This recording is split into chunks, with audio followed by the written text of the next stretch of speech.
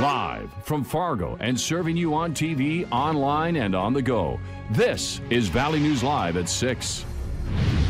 I just saw Michael yelling and waving his arms, and the top of the fish house that had been peeled back from the explosion.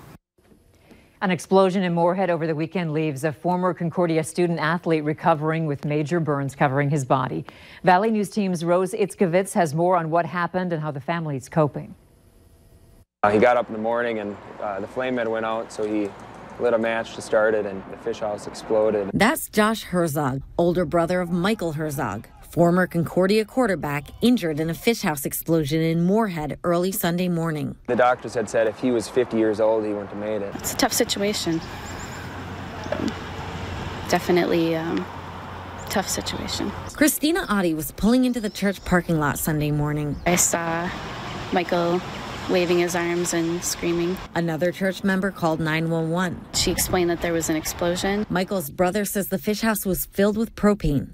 The Moorhead Fire Department won't confirm a cause, but based on the damage to the fish house, it does look like it was some type of a flammable gas explosion that occurred. Wallen says multiple devices may have been plugged in as well. So I think that's also part of the question of where the problem lies. So just to give you an idea of how large of an explosion this was, if you look behind me, this is the scene of where it actually happened.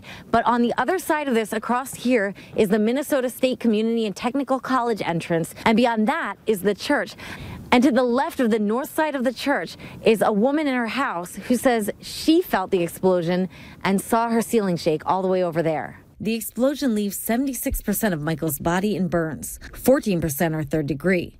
But his brother Josh hopes for a strong recovery. He battled through ACL injuries, broken bones in football, and you know, this is obviously extremely worse than that, but he made it through those and he'll make it through this. In Moorhead, Rose Itzkovitz, Valley News Live. Michael Herzog was first transported to Sanford Hospital, but soon after airlifted to Regents Hospital in St. Paul. We reached out to the school. Herzog's former football coach says he was one of the toughest athletes he ever coached. To read the rest of his statement, head to our website and click on this story. Not a lot to worry about today, getting a little warmer day by day. Hutch, how about this evening? How does it look? Well, as we take a look at our Valley Sky Cam, we're seeing some hazy skies in the FM area as clouds have built in and some areas had fog socked in for a significant portion of the day. A little bit of a cool front moving from north to south through the region and some showers showing up in and around the Lake of the Woods area. Those will continue to slowly drift to the south and east. Not significant, not all of that reaching the ground. Temperatures slipping just below freezing. That locks up our liquid as ice, and we'll have a southwest breeze through the evening. Temperatures in the low 30s as well in Grand Forks as things remain hazy there as well. Your hour-by-hour forecast shows that we'll continue to see warm melting during the daylight hours. I'll fill you in on that. We'll talk about its impacts on our flooding concerns here in a couple of minutes. All right, thanks, Hutch. Frustration and pure disbelief has hit the White Earth Reservation after 3 people were found dead in a home yesterday afternoon. Several people in the community tell us the victims are a mother and her 2 sons, saying the woman was a very active member in the community and a dedicated mother. But with several questions looming in this case, many in the community tell Valley News Live they are on edge, wondering why there's no threat to the public when no one has been arrested. Yet many saying it's impossible the deceased mother would have done anything to harm her children. Officials have yet to release who the victims are or any other details related to the incident. But stick with Valley News Live as we follow this developing story.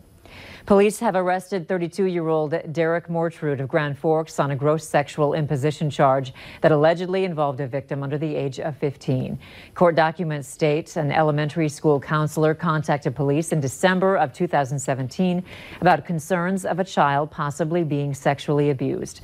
Someone close to the victim told the counselor that Mortrude showed his private parts to the victim and claims he had basically raped the young child. Today, a judge found a 42-year-old man guilty of criminal vehicular homicide and careless driving, charges that stemmed from a January 2018 crash that killed a 2-year-old boy.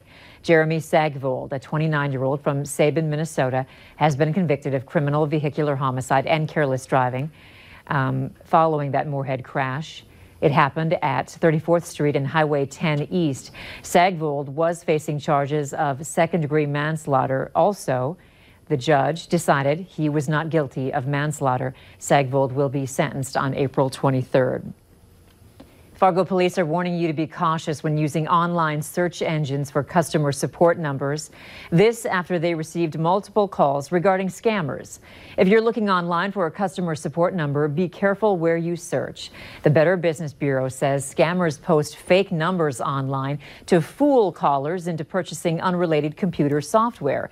Here's how the scam works. The person on the other end says your account has been hacked, and they ask for access to your computer. Then they download malware that hacks all of your personal information, from passwords to bank account numbers. The BBB says rather than doing an online search for a support number, use the contact information on the business's website and double-check your URL and your bill. State and federal leaders met today for the signing of a new agreement for comprehensive flood protection in the Red River Valley. Officials talked about measures the community is taking to prepare for a significant spring flood fight. The signing ceremony followed U.S. Senator John Hoeven's announcement earlier this month that the Army Corps of Engineers has been directed to increase federal participation in the FM area diversion project to $750 million. So we're talking about protecting state assets, private assets, the medical assets that serve the whole region. There's 25,000 people that come to work every day from outside the protected area into the protected area. So this doesn't just affect Cass and Clay County, it affects employment for the entire region because of all the people that commute here.